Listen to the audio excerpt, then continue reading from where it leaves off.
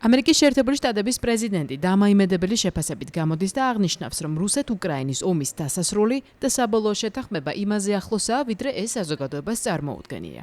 ამის შესახებ დონალდ ტრამპმა რუსეთის პრეზიდენტთან, ვლადიმერ პუტინთან და უკრაინის პრეზიდენტთან, ვოლოდიმირ ზელენსკისთან უქმეებზე გამართული სატელეფონო საუბრის შემდეგ განაცხადა. მიუხედავად ოპტიმიზმისა, ამერიკის ლიდერს სკეპტიკურ შეკითხვებზეც მოუხდა პასუხების გაცემა. თეთრ სახლში გამართულ პრესკონფერენციაზე ჟურნალისტებმა მას კითხეს, თუ რას ფიქრობდა იმ მასობრივი იერიშის შესახებ, რომელიც ვლადიმერ პუტინმა მასთან გამართული სატელეფონო საუბრის შემდეგ რამდენიმე საათში კიევზე მიიტანა. რატომ არ გრძნობდა რუსეთის პრეზიდენტის ეწოლას ვაშინგტონის მხრიდან. ვფიქრობ, ის გრძნობს ზეწოლას. მას სურს, რომ ეს დასრულდეს, უკრაინასაც იგივე სურს. ჩვენ ამაზე მოლაპარაკებებს ვაწარმოებთ და ვნახავთ, შეძლებთ თუ არა ამის დასრულებას. ეს საშინელი რამ არის. ვფიქრობ, იმაზე ვერათ უფრო ახლოს ვართ ამასთან, ვიდრე ხალხს წარმოუდგენია. პრეზიდენტ პუტინსაც ნამდვილად სურს ომი დასრულდეს, ამას სრული დარწმუნებით გეუბნებით. ჩვენ ძალიან კარგი სატელეფონო საუბარი გვქონდა პრეზიდენტ ზელენსკისაც ნამდვილად სურს, რომ ომი ახლა დასრულდეს. ჩვენ ნატოს სამიტზე მივდივართ, სადაც ამ საკითხზეც ვისაუბრებთ. ვფიქრობ, შევძლებთ ამის დასრულებას. ეს მართლაც საშინელი ვითარებაა. წარმოვიდგინეთ, 2 თვის წინ ერთ თვეში 25,000 ადამიანი დაიღუპა. სამხედროები. გასულ თვეში კი ეს მაჩვენებელი რეკორდული იყო. ერთ თვეში 36,000 ადამიანი დაიღუპა. ახალგაზრდა სამხედროები მიდიან ომში და ხშირად პირველი კვირის დასრულებამდეც კი იღუპებიან. ამის ერთ-ერთი მთავარი მიზეზი დრონების ტექნოლოგიაა. მაიკლ, ვინ იფიქრებდა, რომ დრონები ასეთ მნიშვნელოვან ფაქტორად იქცეოდა? ისინი ნამდვილი მკვლელი მანქანებია. საოცარია. ხის უკანაცო დაიმალო, მაინც გიპოვიან და დაგაგტყავენ. მინახავს ესეთი კადრები, რომელთა ნახვაც არ მსურს. არც მინდა თქვენ იხილოთ ის, რაც იმ ბრძოლის ველზე ხდება. ისიც ხშირად საუბრობენ სამოქალაქო ომზე და სხვა საშინელობებზე, მაგრამ ეს მართლაც განსაკუთრებულად შემზარავია. ვფიქრობ, ძალიან კარგი სატელეფონო საუბარი გქონდა და ვფიქრობ, უახლოვდებით ამ საქმის დასრულებას.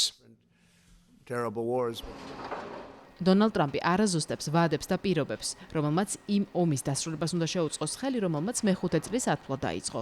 მით უმეტეს, რომ იერიშები და კონტრ-იერიშები სულ უფრო აქტიური და ინტენსიური ხდება. პრეზიდენტის ვოლოდიმირ ზელენსკის თქმით, ორშაბათს კიევზე მიტანილი მასობრივი იერიშის შემდეგ მსხვერპლის რიცხვი გაიზარდა და ახლა 22 ითვლის. რუსეთის შეიარაღებულმა ძალებმა უკრაინას 100 დრონით ამაღამად შეუტია. ბელგოროდში სარაკეტო იერიშს მსხვერპლი მოჰყვა, ისევე როგორც სუმში. მხოლოდ ამ მასშტაბური თავდასხმის შედეგად 22 ადამიანი დაიღუპა. უსამძიმრებ ყველა დაღუპულის ოჯახსა და ახლობლებს. დაშავდა თითქმის 90 ადამიანი.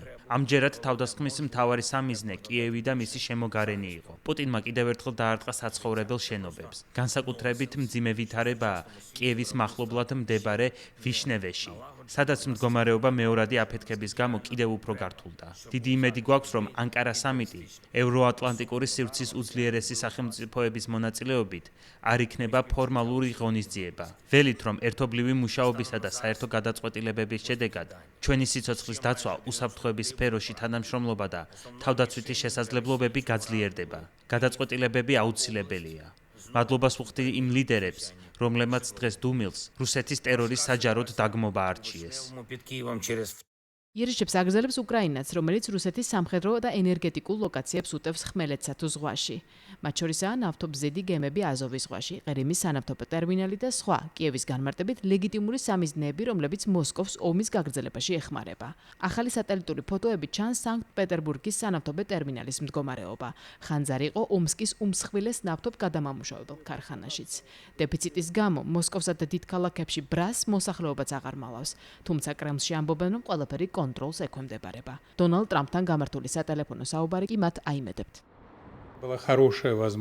ეს სატელეფონო საუბარი კარგი შესაძლებლობა იყო ჩვენი პოზიცია უმაღლეს დონეზე უშუალოდ შეერთებული შტატების პრეზიდენტისთვის გაგვეცნო. დონალდ ტრამპს საკმაოდ თანმიმდევრული პოზიცია აქვს. ყველა ის მტკიცება თითქოს ის საკუთარ შეხედულებებს ქარის მიმართულებით ცვლის. რა თქმა უნდა, სიმართლეს არ შეესაბამება. ის მტკიცედ არის დარწმუნებული იმაში, თუ როგორ ცესმის მიმდინარე მოვლენები. რაც ყველაზე მნიშვნელოვანია, იგი მზად არის უშუალოდ მოისმინოს ინფორმაცია, რომელსაც პრეზიდენტი პუტინი აწვდის. მეორე მხრივ, როგორც პრეზიდენტ პუტინს, ისე პრეზიდენტ ტრამპს ესმის, რომ მათ შორის კონტაქტები უახლოეს მომავალშიც გაგრძელდება. ანკარაში 7 ივლისს ჩანიშნულ სამიტზე დონალდ ტრამპსა და ვოლოდიმირ ზელენსკის შორის შეხვედრა შედგება, რაც დამატებითი საშუალება იქნება ომის დასრულების გზაზე ახალი გადაწყვეტილებები იქნას მიღებული.